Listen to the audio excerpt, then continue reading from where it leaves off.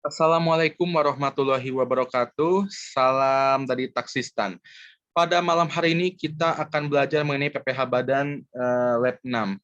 Sebelumnya apa kabar teman-teman? Setelah menjalani UTS, kita akan menjalani hal-hal yang cukup berbeda. Jadi kita tidak akan terlalu fokus ke dalam orang pribadi. Karena sekarang kita akan lebih konteksnya ke dalam perusahaan atau badan seperti itu ya. Nah, jadi yang pertama teman-teman harus tahu itu adalah ini berbeda.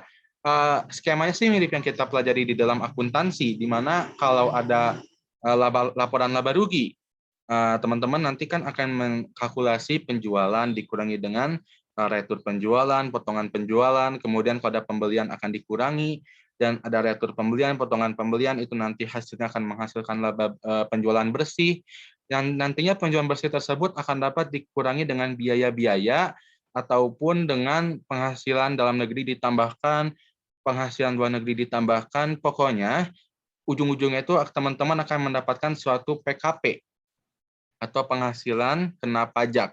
PKP di sini juga teman-teman harus fokuskan karena ada penghasilan luar negeri yang tadi aku sebutin. Nah, misalkan itu kan ada penghasilan kita orang Indonesia dari Amerika misalkan. Hal seperti tersebut harus dapat kita masukkan juga ke dalam eh, perhitungan penghasilan kena pajak. Oleh karena itu, nantinya akan ada perhitungan PPh yang dapat dikreditkan. Jadi akan teman-teman berkenalan dengan PPh 24, yaitu suatu PPh yang dikenakan atas penghasilan orang Indonesia yang berasal dari luar Indonesia. Hati-hati, jangan kebalik kalau PPh 26 itu orang asing yang dari penghasilannya dari Indonesia. Nah, terkait dengan PPh 24 di sini, teman-teman tentu secara logika berpikir, oh, di Amerika misalkan penghasilannya 1 miliar, tarifnya 10%, oke, sekian. Tapi pemerintah Indonesia menerapkan ada dua macam seperti ini untuk perhitungan kredit pajak PPh 24 yang diperkenankan. Ada yang namanya MKPLN atau maksimum kredit pajak. Jadi namanya udah kelihatan. Jadi pemerintah menetapkan MKPLN ini semacam batasan agar tidak dapat mengikuti seluruh penghasilan yang dikenakan tarif di negara bersangkutan. Ada batasannya dengan perhitungannya seperti ini. Total penghasilan di luar negeri berapa? Misalkan 100 juta dibagi dengan PKP. Otomatis dari keseluruhan ya PKP dikalikan dengan PPh terutang. Jadi nanti kan teman-teman mendapatkan PKP, kemudian teman-teman kalikan dengan PPh terutang. Nah, nantinya untuk menghitung PPh kurang bayar, teman-teman akan mengkreditkan PPh 24 tersebut di dalam perhitungan PPh 29. Nah, disinilah teman-teman memilih yang mana yang lebih kecil. Kenapa harus pilih yang lebih kecil? Karena pemerintah tidak ingin memfokuskan kita sebagai wajib pajak Indonesia gitu ya dalam negeri untuk mencari pendapatan yang besar-besaran di luar negeri. Jadi itu juga menjadi salah satu alasan kenapa memilih yang paling kecil bukan yang paling besar. Padahal kan kalau kita seharusnya senangnya paling besar gitu ya buat dijadikan kredit pajak. Nah, untuk perhitungan selanjutnya itu teman-teman harus berkenalan dengan PPh 25. Di mana intinya dari PPh 25 ini adalah nanti teman-teman akan menghitung berapa PPh kurang bayarnya, yaitu PPh 29. Jumlahnya itu besar banget. Bisa sampai 1,7 miliar, 2 miliar. Nah, apabila dibayarkan sekaligus kan itu sangat besar sekali ya. Jadi pemerintah ini bisa memberikan kita wajib pajak untuk bisa mengangsur pajak yang harus kita bayar. Berapa bulan? Hanya 12 bulan aja. Tapi seenggaknya lumayan lah. Jadi dalam menghitung PPh 25 ini, teman-teman harus mengetahui dulu berapa PPh terutangnya, kemudian dikurangi dengan apa saja pajak-pajak yang bisa dikreditkan. Gitu ya. Tentunya 22 bisa, 23 bisa, 24 bisa, termasuk 24 yang tadi kita pelajari. Nah, itulah fungsinya kita mengetahui MKPLN tadi yang mana yang lebih kecil untuk bisa dimasukkan ke dalam perhitungan ini. Yang nantinya akhirnya akan teman-teman dapatkan berapa PPh kurang bayarnya, barulah dibagikan dengan 12, inilah yang dimaksud dengan PPh 25. Seperti itu.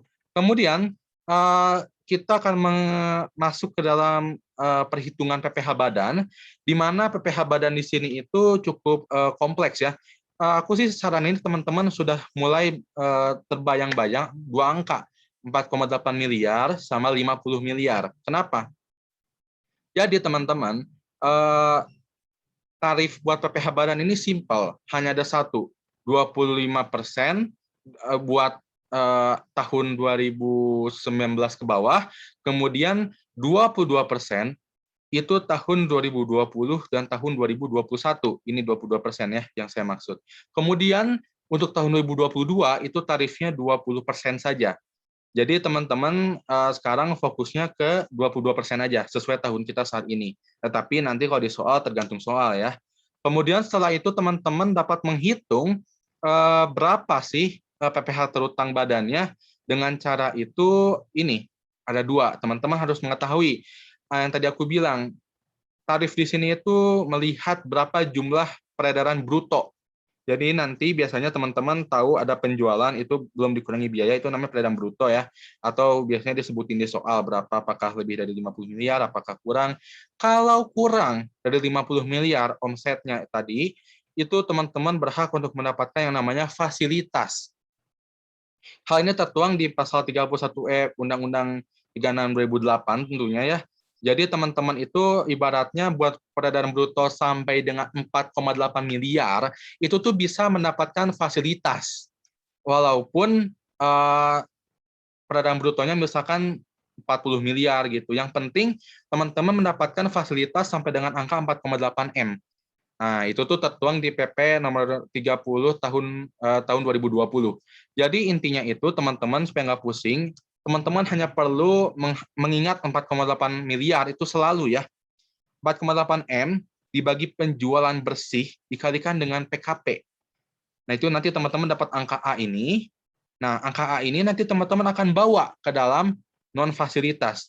Nanti kita bahas dulu ya. Yang pasti buat fasilitas di sini itu intinya ini teman-teman. Teman-teman mendapatkan fasilitas pengurangan hingga 50%. Nah, jadi dapat sekian ya tentunya atau dibagi dua. Nanti hasil ini dikalikan dengan tarif pajaknya 22%. Bagaimana sisanya? Yang A ini itu ibaratnya adalah jumlah yang tidak mendapatkan fasilitas. Nah, buat yang nggak dapat fasilitas, mohon maaf, nggak dapat 50%. Karena intinya fasilitas itu adalah dapat pengurangan 50%. Jadi, buat di atas 4,8 M atau si A ini, hanya tarifnya 22%. Tidak ada bagi duanya, 50%-nya. Nanti ditambahin dapatlah suatu PPh terutang. Seperti itu aja. Kemudian kalau peredaran bruto yang lebih dari 50 miliar, itu mohon maaf, nggak ada fasilitas. Jadi langsung aja 22% dikalikan dengan PKP. Nah, buat informasi juga teman-teman, jadi ada informasi yang menguntungkan sebenarnya, tapi udah kelewat.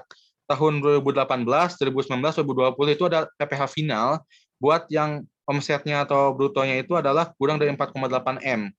Jadi hanya 0,5%. Jauh banget kan dibandingkan 22%, tapi ya udahlah ya, udah kelewat. Jadi teman-teman memakai tarif 22% aja. Sesuai Undang-Undang Cipta Kerja pada saat muncul 2020 waktu itu. Kemudian ada KUP nih terkait dengan PPh Badan. Jadi kan nanti teman-teman setelah membayar itu menyampaikan SPT begitu ya, yang tanggal 20 itu, kemudian teman-teman akan ada pemeriksaan pajak itu ya. Pemeriksaan pajak di sini. Oh maaf, membayar SPT tahunan maksudnya ya, tanggal bulan April. Kemudian teman-teman akan mendapatkan pemeriksaan pajak yang nantinya itu DJP akan memeriksa apakah yang ada di SPT itu betul atau tidak. Kemudian DJP akan mengirimkan SKP, surat ketetapan pajak, apakah kurang bayar, apakah lebih bayar, apakah masih ada tambahan, apakah nihil. Nah, teman-teman nanti ketika mendapatkan SKPKB yang bla bla bla itu, teman-teman berhak untuk mengajukan dua hal. Keberatan, kemudian kalau udah keberatan baru ke banding. Apa bedanya? Jadi nanti kita akan mengetahui di sini. Nah, ya teman-teman, sebelum mengetahui keberatan banding, kita akan masuk dulu bagaimana apabila kita terlambat menyampaikan SPT. Jadi, teman-teman, setelah menyampaikan SPT itu hati-hati, ada yang namanya bunga. Awas, bunga beda sama denda. Kalau bunga biasanya bentukannya persen dan ikut bulan kali lipat bulan gitu ya. Apabila 2 bulan berarti 2 bulan seperti itu. Nah, buat SPT badan ini maksimalnya 24 bulan, teman-teman. Jadi apabila 3 tahun, bunganya itu kenanya maksimal 24 bulan aja. Jadi ada perbedaan peraturan ya, kalau di sebelum ada UU Ciptaker itu flat 2%, mau ini SPT kita ada masalah, mau ada kita nggak bayar SPT atau kurang bayar, ataupun kita nggak melunasi pajak kurang bayar yang udah didapatin dari SKPKB.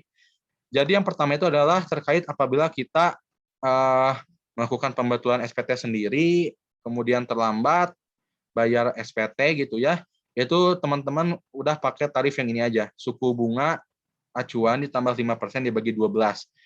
Nah, jadi intinya itu adalah apabila kita bermain dengan SPT ini ya, melakukan pembetulan. Yang kedua adalah apabila kita tidak melunasi. Yang kedua itu dikatakan lebih parah gitu ya ibaratnya, sehingga tarifnya itu 10%. Yang ketiga itu apabila kita tidak melunasi pajak kurang bayar. Jadi udah ada pajak kurang bayar, tetap kita nggak bayar. Jadi itu kita 15%. Nah, untuk suku bunga acuannya nanti biasanya kalau soal ada di soal gitu ya. Tapi kalau di real itu mengikuti suku bunga acuan yang berlaku seperti itu. Nah, ada juga denda teman-teman. Kalau denda itu hanya terkena pada saat masa yang bersangkutan. Kalau 2 bulan ya tetap aja 1 juta seperti ya tahunan pada bulan April seperti itu. Lanjut, kemudian kita akan mengetahui apa sih keberatan itu. Nah, keberatan itu adalah apabila kita telah mendapatkan yang tadi, surat keberatan seperti itu. Nah, jadi kan kita tuh udah mendapatkan menyampaikan SPT, diperiksa sama DJP, maka diterbitkan SKP. SKP itu nanti teman-teman apabila merasa ada yang nggak serk gitu ya, masih keberatan, teman-teman bisa mengajukan keberatan dengan sanksi sebesar 50%, seperti itu. Dengan syaratnya juga menulis jumlah pajak yang terutang, tapi yang paling penting itu adalah hati-hati harus dalam jangka waktu 3 bulan aja sejak SKP terbit, gitu ya. Kalau lebih dari 3 bulan, mohon maaf, Anda tidak bisa mengajukan keberatan, seperti itu kurang lebih. Keberatan diajukan kepada KPP atau Kanwil gitu ya. Kalau setelah keberatan masih kurang puas, teman-teman bisa mengajukan yang namanya banding. Kalau banding sanksinya lebih besar, 100%. Jadi kita nggak puas sama kalau tadi SKP, jadi SKP kita ngajuin keberatan dapat suatu namanya SK keberatan. SK keberatan kalau masih belum puas kita banding. Nah, kalau udah mau banding kita mengajukannya ke dalam pengadilan pajak. Hati-hati juga syaratnya sama. Itu 3 bulan setelah SK keberatan terbit seperti itu ya. Dan juga bisa diajukan kalau udah dibayar itu 50% minimal yang tadi. Jadi bandingnya 100% apabila teman-teman nggak dikabulin bandingnya, teman-teman jadi kena sanksi 100%. Jadi ya hati-hati aja ya apabila melanjutkan banding atau tidak seperti itu. Baik, cukup sekian untuk materi pada hari ini. Semoga teman-teman sehat selalu. Untuk perhitungannya silakan menonton di video selanjutnya. Terima kasih.